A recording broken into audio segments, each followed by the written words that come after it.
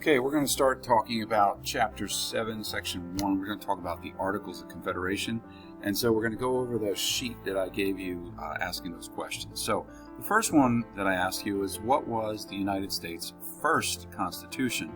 And it's a little confusing because most people think of the Constitution as just the name of the Constitution. But actually, the Constitution is, of course, a name for a plan of government. So that plan sets up a structure of how our government is going to be organized. So our first one was not the current one. So the answer to this first question would be the Articles of Confederation. Those were proposed in 76 and 77 during the American Revolution and were actually not formally adopted until 1781, making them our first plan of government. Our second question asked basically, during the colonial times, which branch of government held the most power and why? So if you think about government and the way it's organized, you have a legislative branch, you have usually an executive branch to carry out the various laws created by the legislative branch, and then you have a judicial branch whose job is to interpret the laws that are both created and then passed by the other two. So the answer to the question here that I was hoping that you would get is the legislative branch. The legislative branch would be the most powerful during the colonial times because they were really worried about giving too much power into the hands of a single ruler, like a governor. And so most of the power and most of the responsibility was granted to the legislative branch because there were numerous people in the legislative branch fulfilling the roles of various representatives, whereas a governor or a council was limited to less people. So this is why they limited the power of the governor and giving much of the power to the legislative branch. Requirements for voting in colonial America, I asked you for 3, but really I hope you would go for 4 because it's important to understand and contrast them to today. So the first one would be that you had to be a man. Okay, you had to be a man. And you had to be a certain age, and that age would be 21 years of age. In addition to that, there was another requirement, and that is that you had to be a property owner. You had to own some land. Now, different states had different requirements as far as the numbers, but you have to understand and think, well, why would you want to make that requirement a part of a colony or a state's person's requirement to be a voter? Well, they felt back in the day that if you were a property owner, you had a vested interest more than other people who were not landowners. Now, the other thing about being a landowner is that usually you were a little bit more well-to-do, and if you were, you probably were better educated, better than your peers. So that's why they wanted it. And if you increase this property owner requirement up through 50, 100, 150, what you do is you shrink the voter pool, and you had less people voting back then than you would have today. So some estimates are as low as 60% of the people really couldn't vote because they probably did not meet this requirement. Now, the other one that we did not mention is that you had to be a white male. So the people that were excluded here, obviously all people of color, okay, even if you were free black, born free, you were not granted the rights of citizenship and also voting. Women couldn't vote. People who were working poor, landless people could not vote. And so the people who directed it during these early stages of American democracy was much smaller than it currently is. The next question I ask you is more of a figure out what's going on here. You live in a republic. Everyone talks about a democracy, but that's a belief of government, but by the way it's structured, you live in a republic. And what that means is that you have people who represent you. That's where you get that whole idea of republic, represent. So most people tend to think on a national level, but I wanted you to come up with a more local, real-life examples. And this year is a good year because it's an election year. And so what that means is that there are people that are out there running for the chance to be your representatives in government.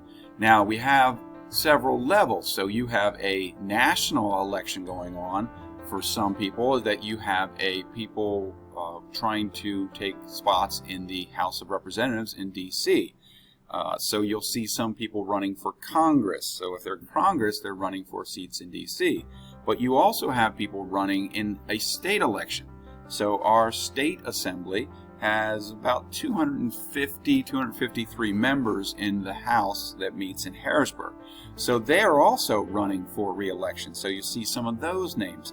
And also you have some state senate that are running. Now our state senate is different than the one in Washington. Remember, in Washington, everybody gets 2 senators from each state. But in Pennsylvania, we have 50 senators across the state, meaning if you look at a map of Pennsylvania, they've divided Pennsylvania into 50 different parts, and you get representatives from those various parts. So you have state representatives, state senators, and obviously in the national level, you have people running for the House. This year of 2020, we do not have any re-elections for our U.S. Senate, nor do we have a governor that is up for re-election. That happened in 2018. Let's talk about this U.S. House of Representatives idea. So in this next slide that I'll show you, this is a map that shows our 18 U.S. House member districts. So if we look at one different map, take a look right here. So if you look, all these various numbers represent the number of members in the House of Representatives that each one of these states gets. So hopefully as you're looking through here, you start to see a pattern emerge. And the states that have higher numbers have more population. So they, of course, are going to, since they have more population, they get more voice in the House.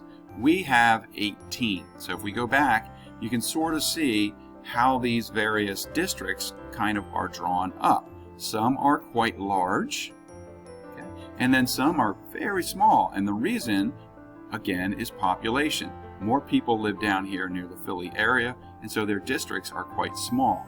The areas that are more rural have less people, so those districts are quite large. But the point is, if we look here, you see that we get 18. So the way this works is if you take all these numbers here and add them together, they would add to 435 members. That's how many people are in the U.S. House of Representatives.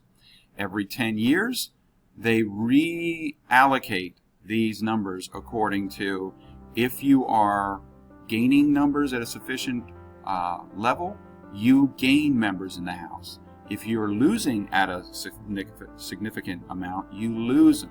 So as you see here, we have lost members in the House of Representatives over the last probably 20, 30 years. Every 10 years, we are growing, but we're not growing as fast as some of these other states. So you can sort of see them in blue. So as we lose numbers, those 435 get reallocated across the entire country. Now, each state is guaranteed at least one member in the House. But as you can sort of see, you can understand these states here, Wyoming and Montana and the Dakotas and Alaska, they are very sparsely populated. So that's why they get such a small number. So the first part's going to end with these discussions on the front of the sheet with the powers of the Articles of Confederation. So what powers did the national government have at the time? They were a little worried of giving too much power, so they kind of limited the national government's reach and responsibility. But they did give them some things. So what could the government do? Well, first of all, they have to talk to other nations. So they gave them the power to discuss, set up agreements with other foreign countries. So that's what conduct foreign affairs is. They also realized defense was important. So they said, okay, you can create an army. You have to understand that back in the day, they were worried about a standing army. Armies usually were used against the people, not to protect them. And the last two dealt with money. First, it gave the national government the power to borrow money from other banks across the world and other nations. And we did, and we were in large debt.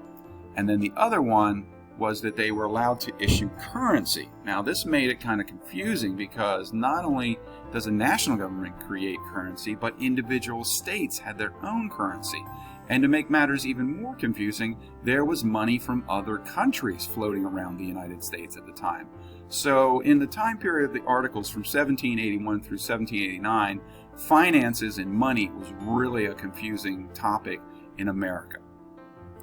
The last one for today, we're just going to end it here with the weaknesses. What did the creators of the articles not give to the national government? And the biggest one, I left it out here and I'll put it right there, is the lacking of the power to tax. So the national government could not tax citizens and gather money to pay its bills. It could only ask states for money. So states could tax their citizens to pay for things inside their state.